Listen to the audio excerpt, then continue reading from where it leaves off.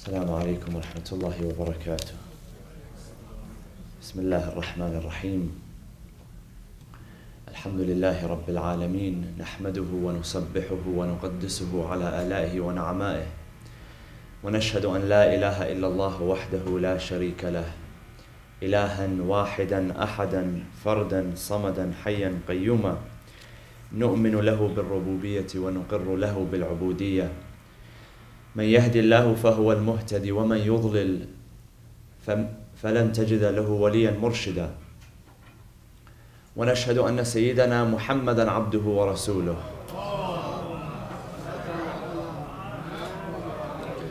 أرسله بالهدى ودين الحق ليظهره على الدين كله. اللهم صل وسلم وزد وبارك وترحم على محمد وآل محمد، كما صليت وسلمت وباركت وترحمت على إبراهيم وآل إبراهيم في العالمين إنك حميد مجيد.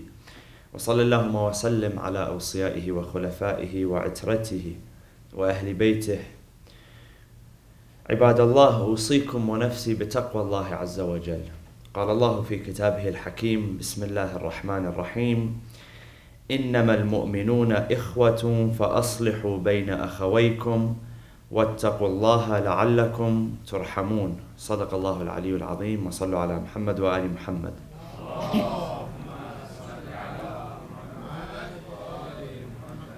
Among the most important verses in understanding the structure of the Muslim community comes in Surah Al-Hujurat, chapter number 49, verse number 10. إنما المؤمنون إخوة فأصلحوا بين أخويكم واتقوا الله لعلكم ترحمون.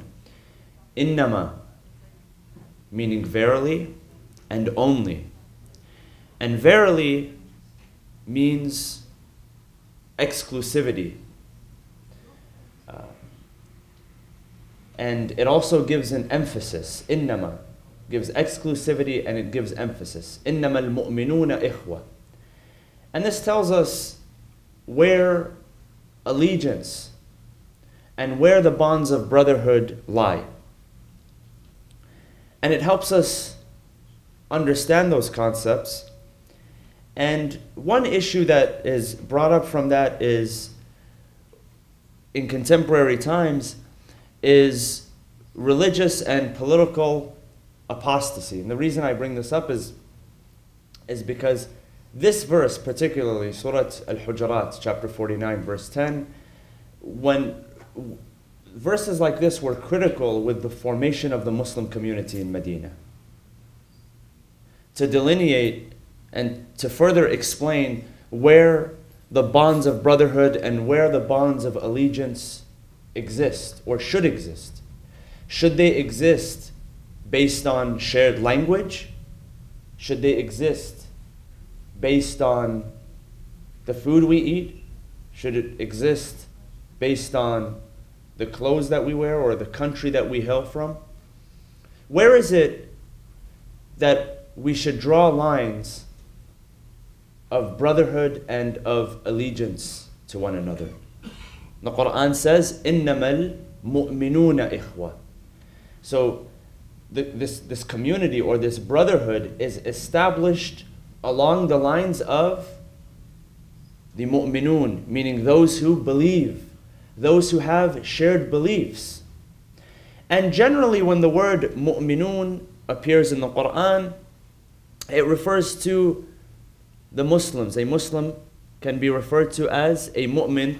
And in some verses, of course, being a mu'min is a higher level or higher degree than simply being a Muslim. And the Quran tells us of that as well. قالت الأعراب آمنا قل لم تؤمنوا ولكن قولوا أسلمنا. This also appears in Surah Al-Hujurat, that the A'rab, and the A'rab refers to the nomad, the Bedouin Arabs. They come to you, Ya Rasulullah, and they say آمنا, meaning that we have iman, we have belief. And the reply, Allah says to the Prophet, tell them, قل لم تؤمنوا, that you have not attained belief, وَلَكِنْ قُولُوا أَسْلَمْنَا. Say that we have become Muslim. And the reason that verse was revealed is because, as the community of believers in Medina began to grow larger, and they began to become self-dependent and self-sustainable, and they began to increase in numbers, and they began to increase in strength. There were different nomadic peoples, different nomadic groups that sought to become a part of that community so that they can borrow and use some of that strength. And apparently they had no true intention in sharing the beliefs of the Muslims, sharing the values and the principles of the Muslims. All they wanted to do was share in the resources and the strength, the physical strength that was there. And that's why the Quran makes it very clear that they can be a part of your community, however, understand where the particular boundaries are drawn. That there's a difference between simply accepting Islam with your tongue and a higher degree above that, which is allowing Iman to permeate throughout your heart and throughout your conscience. Those are different levels to be understood. And so this verse says, إِنَّمَا الْمُؤْمِنُونَ إِخْوَةً. So that brotherhood or that community is given, is shared by those who have Iman. Those who their belief goes beyond just artificial things. And this is a powerful verse because it helps us evaluate some of our relationships that we have today. If you truly ask yourself, some of the relationships, of course, outside of the involuntary relationships, because some relationships we don't choose.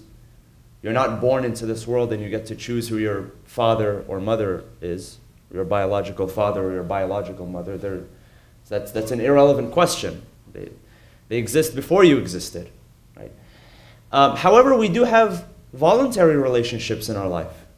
Friends, those are voluntary relationships. Co-workers, you can choose to stop working in one place and start working in another place to a certain extent, right? And so when it comes to those voluntary relationships, even spouses that we choose, or certain friendships based on shared interests, these verses, they allow us to evaluate our friendships or those relationships and ask ourselves, are those relationships, do they go beyond an artificial level? Are they based on shared values and principles? Or is it just, I'm friends with this person just because we grew up together, or because our friends were parents, or our grandparents were parents? Now all that's good, but if you want long-lasting, strong relationships, it has to be based on something which goes beyond the artificial level. Or we're friends because we play basketball together. And some of these friendships, they're so artificial or they're so arbitrary that they're hanging by, especially when you're younger, they're hanging by one thread. And if you cut that thread, that activity, that friendship is no longer relevant. I grew up playing soccer with this guy, or basketball. And as soon as I injured my leg and I couldn't play anymore, that person wasn't my friend. This happens a lot. And if we see this very apparent in children. Have you ever seen how children behave when they're 5, 6, 7, 10 years old maybe in elementary school? They choose to, one group chooses to ostracize another group, or ostracize one other child, and say that you're no longer our friend. You can't sit at the table with us. We see this happen. If you've ever worked in a school or in education, or have personal experience with your own children, you see that happen sometimes. Well, that behavior continues sometimes even into adolescence and even into adulthood. That these lines of friendship, these boundaries of friendship are very arbitrary, and once something happens, once that thread is cut, then there's no more friendship. There's no more support. So that tells us that we need to sometimes reevaluate our friendships. Or reevaluate our relationships, because that's more general than just friendships. Are they based on something which is artificial, or does it go beyond that artificial line? Is it just because, we're friends just because we have 20 mutual Facebook friends, right? Today you become friends with someone because you have mutual friends on Facebook. There's nothing common between you at all, but automatically you're friends with this person because you have common friends. So it's a good way, this verse reminds us, it's an incentive for us to reevaluate those relationships. إِنَّمَا الْمُؤْمِنُونَ إِخْوَةً فَأَصْلِحُوا بَيْنَ أَخَوَيْكُمْ وَاتَّقُوا اللَّهَ لَعَلَّكُمْ تُرْحَمُونَ. So it talks about the bonds of brotherhood or community bonds being based on belief. And belief here is a higher degree of belief, not a lower degree of belief, as we explained. فَأَصْلِحُوا بَيْنَ أَخَوَيْكُمْ وَاتَّقُوا اللَّهَ لَعَلَّكُمْ تُرْحَمُونَ. The Quran tells us to strive to create islah, which is to reform. Islah could mean to reform, but it also could mean to mend or to fix. So whenever you see bonds of brotherhood which are broken, seek to fix those bonds if you can become an arbiter. One verse tells us that, or one hadith rather, it tells us, al-islahu dhat al-bayn, so to bring two people together in harmony, in unity, to mend a relationship, to fix a relationship between two people, أفضل من عامة الصلاة والصيام, or أفضل, in another narration, أفضل من عبادة الثقلين, meaning that it has more reward than the worship of الثقلين. What are the ثقلين? ثقلين. Some of you are saying Quran and Sunnah. The ثقلين here refers to the human beings and the jinn.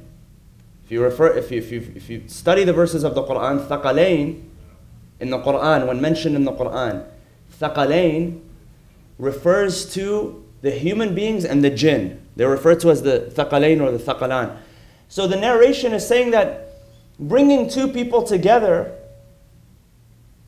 in friendship and in brotherhood is more rewarding than all of the worship of all of the humans and all of the jinn. That's how significant it is, being an arbiter. Of course, it takes skill and grace and an art to become an arbiter. Sometimes we try to become an arbiter, we try to create peace between people, and we exacerbate the situation and we make it even worse. Because we're not looking sometimes at those person's interest, we're looking at our interest. How can I benefit from that? And there's a saying in Arabic, it's to, I don't know how to translate this, but you try to apply mascara to the eye, but you blind it. You go in too far and you blind it, right? And so it takes grace and standards to understand how to bring people together, but it's very rewarding. And if you think about it, look at what the Prophet Muhammad ﷺ did.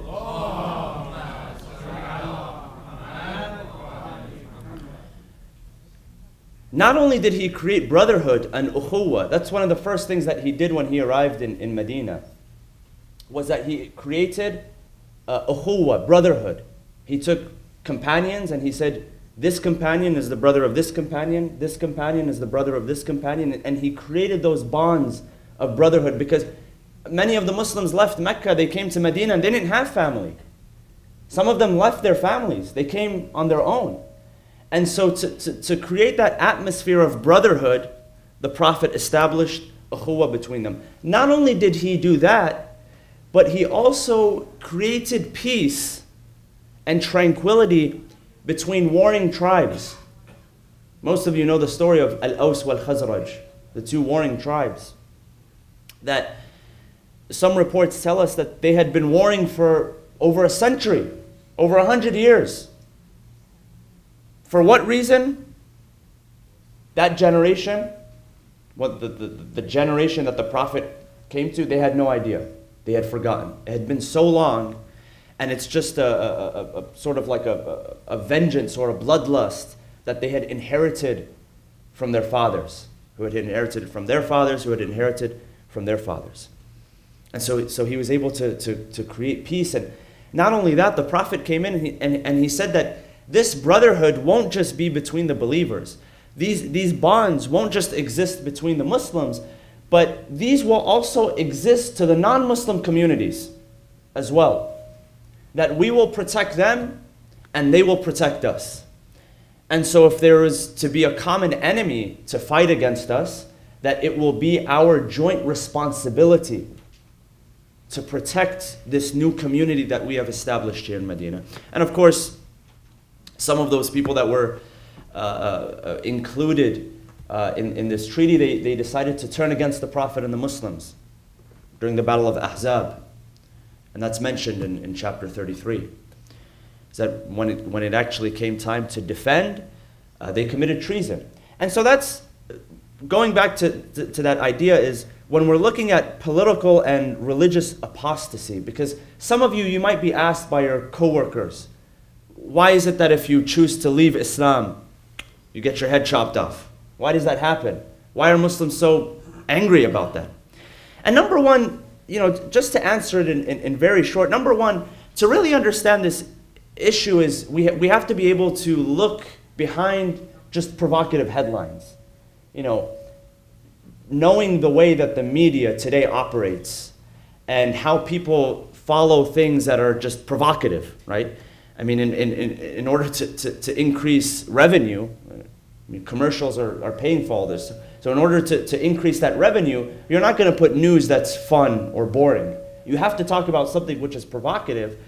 And that's why we need to, if we really want people to understand us as well, we need to also look at others in the same way, that we need to look beyond provocative headlines.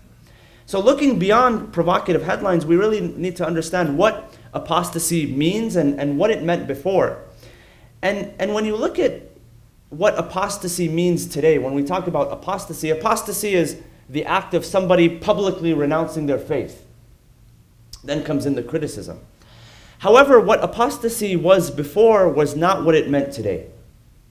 And we find that to be true when we study the verses of the Quran, when we study the practice of the Prophet. For instance, in chapter number 60, verse number 1, Allah subhanahu wa ta'ala says to the believers, يَا أَيُّهَا الَّذِينَ آمَنُوا لَا تَتَّخِذُوا عَدُوِّي وَعَدُوَّكُمْ أَوْلِيَاءَ.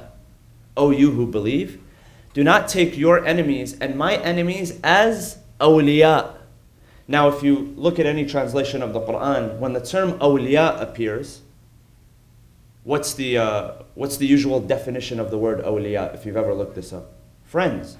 But awliya is really more than friends. Awliya are those people that have wilaya above you. That's where the root of the word comes from. Meaning people that have authority and influence. Now, sometimes, well, not sometimes, but most of the time, your friends, the people that you're hanging out with, they have influence and they have authority. They have influence and they have authority. But it's saying something very particular here. Do not allow them to be people of influence and authority so that they sway you away from the right path.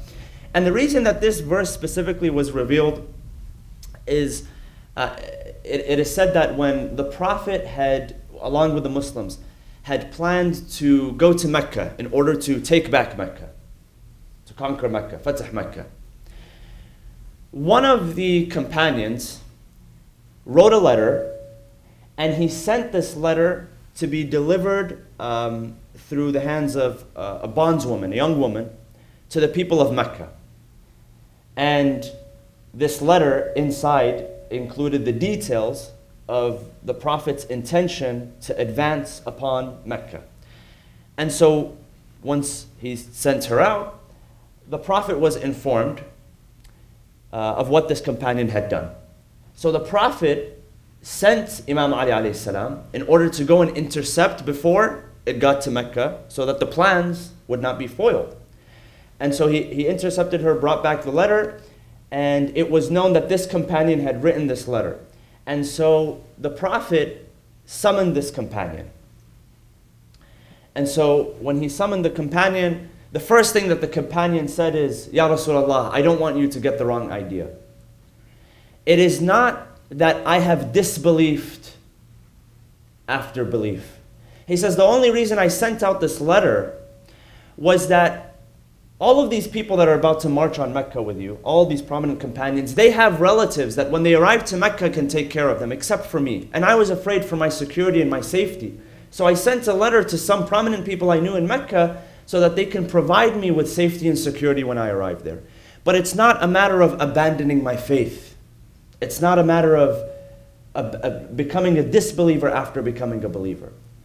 That, along with other historical events, tells us that what apostasy, and of course there was one companion, one hot-headed companion, he said, Ya Rasulullah, off with his head.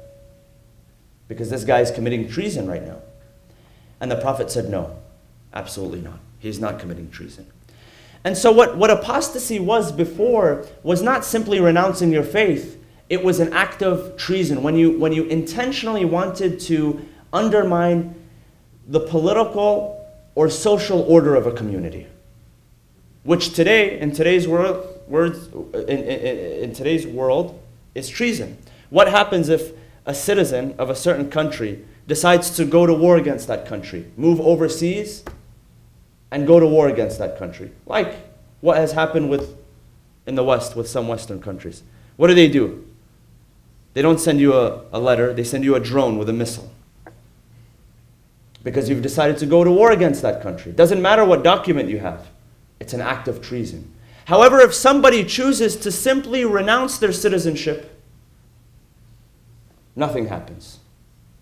That's why there's some people that have renounced their American citizenship. One of them is one of the founders of Facebook. He went and moved to Singapore. I was reading an article. He went and moved to Singapore, and he became a Singaporean citizen.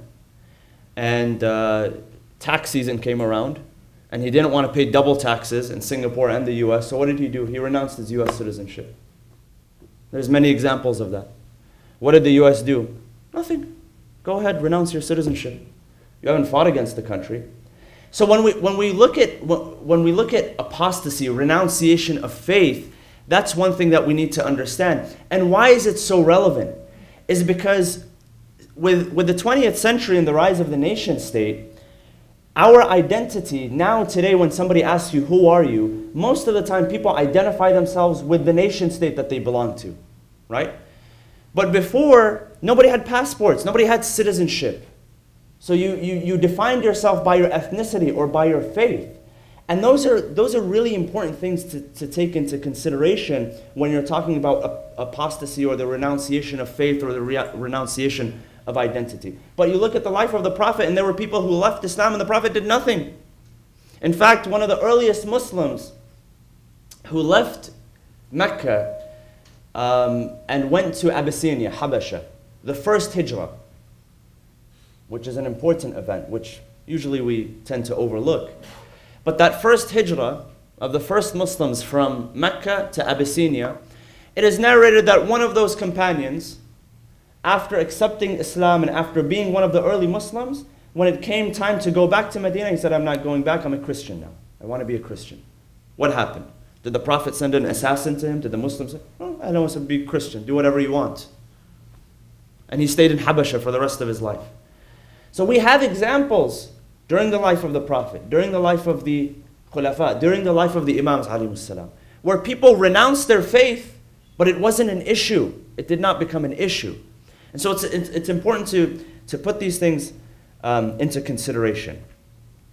Now, you know, again, when the Prophet came to Medina, he understood that the most valuable thing to unite people under, today we're united under a flag, right? And that's a contentious issue today, is the disrespect to the flag, if you're watching in the news. It's such an emotional, it's such a hot topic. People are willing to drink each other's blood for it, right? And today, people unite under a flag, but what the Quran says is so profound and so timeless that what you should unite under, yes, there is loyalty to the country that you're from. There is love to the country that provides you security. That we learn all of that through our tradition. However, what unites people above anything, above language, above shared culture, above shared food, above shared country, are principles and values. when you learn to unite over principles and values, because principles are universal. They're universal truths. They transcend what country or what language or what ethnicity or what food. And that's what the Prophet assigned value to. إِنَّمَا الْمُؤْمِنُونَ إِخْوَةً فَأَصْلِحُوا بَيْنَ أَخَوَيْكُمْ وَاتَّقُوا اللَّهَ لَعَلَّكُمْ تُرْحَمُونَ. Verily and only are the brothers believers. Create peace between your brothers and reverence God, so that Allah subhanahu wa ta'ala may have mercy upon you. Bismillah ar-Rahman ar-Rahim. وَالْعَصْرِ إِنَّ الْإِنسَانَ لَفِي خُسْرٍ إِلَّا الَّذِينَ آمَنُوا وَعَمِلُوا الصَّالِحَاتِ وَتَوَاصَوْا بِالْحَقِّ وَتَوَاصَوْا بِالصَّبْرِ وَصَلُّوا عَلَى مُحَمَّدٍ وَآلِ مُحَمَّدٍ.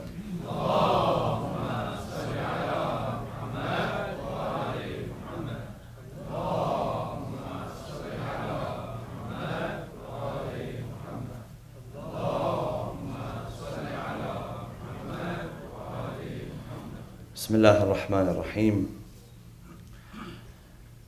الحمد لله رب العالمين، نحمده ونسبحه ونقدسه على آلائه ونعمائه، ونشهد أن لا إله إلا الله وحده لا شريك له، ونشهد أن سيدنا محمدا عبده ورسوله. اللهم صل وسلم وزد وبارك وترحم على محمد وآل محمد، كما صليت وسلمت وباركت وترحمت على إبراهيم وآل إبراهيم في العالمين إنك حميد مجيد.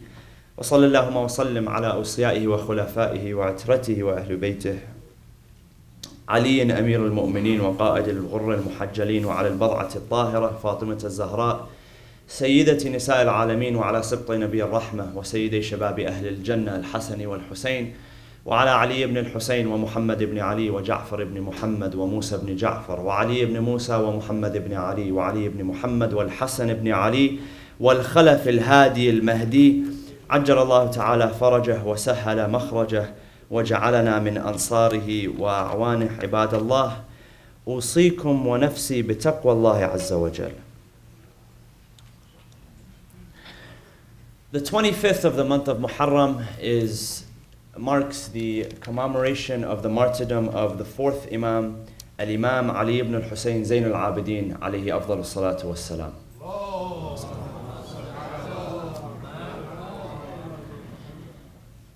And as we wind down the days of Muharram and enter into the days of Safar, both of these months which mark a number of commemorations, among them is the commemoration of the life of the fourth Imam.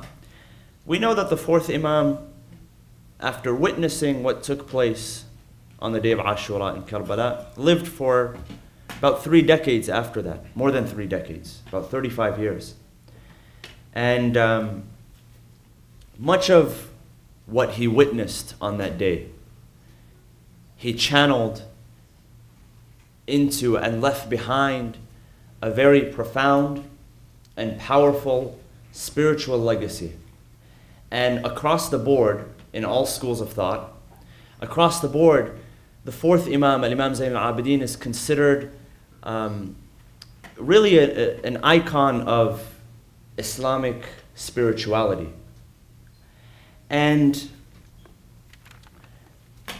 he was also known as Zayn al-Abidin. That was the title that he had been given. Zayn the word Zayn refers to an adornment.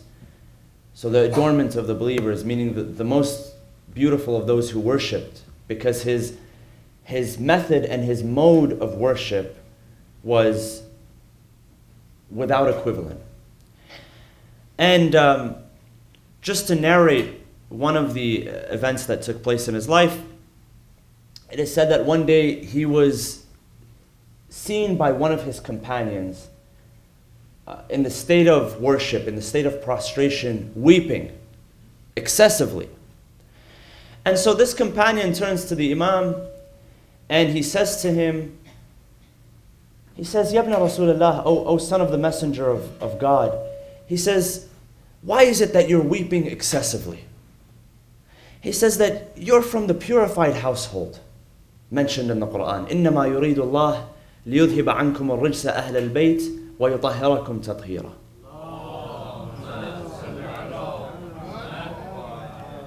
He says, why is it that you're weeping excessively?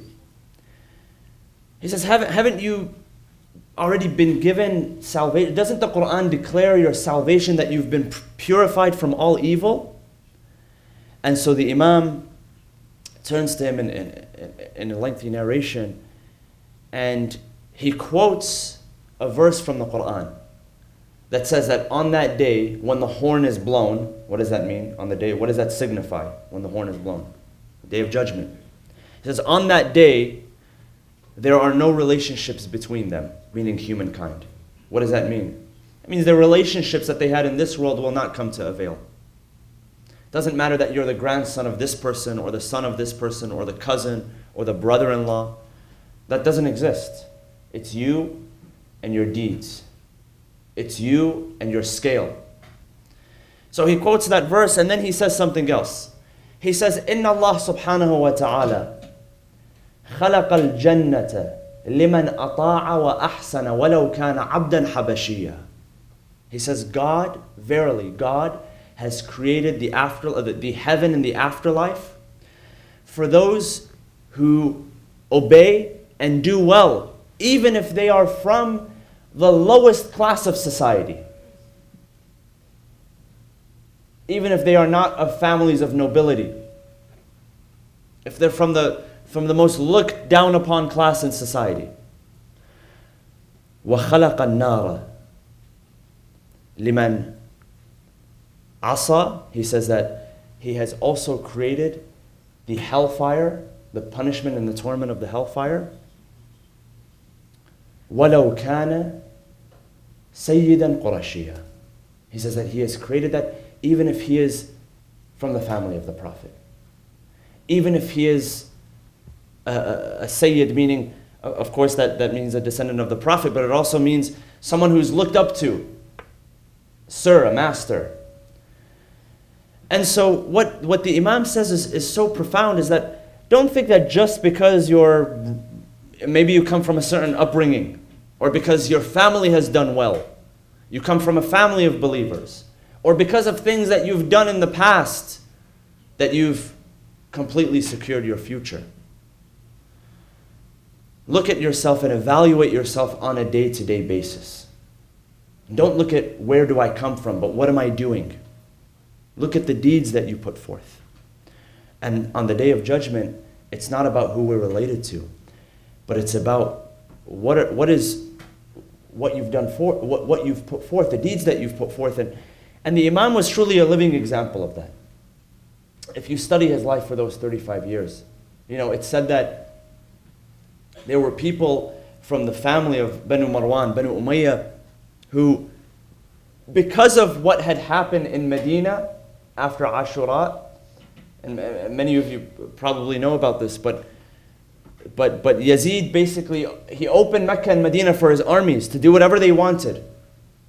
And they came in to Mecca, and they destroyed the Kaaba using catapults. And they came into the mosque of the Prophet, and they began to kill and pillage and rape. And so people from that family, even if they had not participated in that, the people of Medina had borne animosity towards them.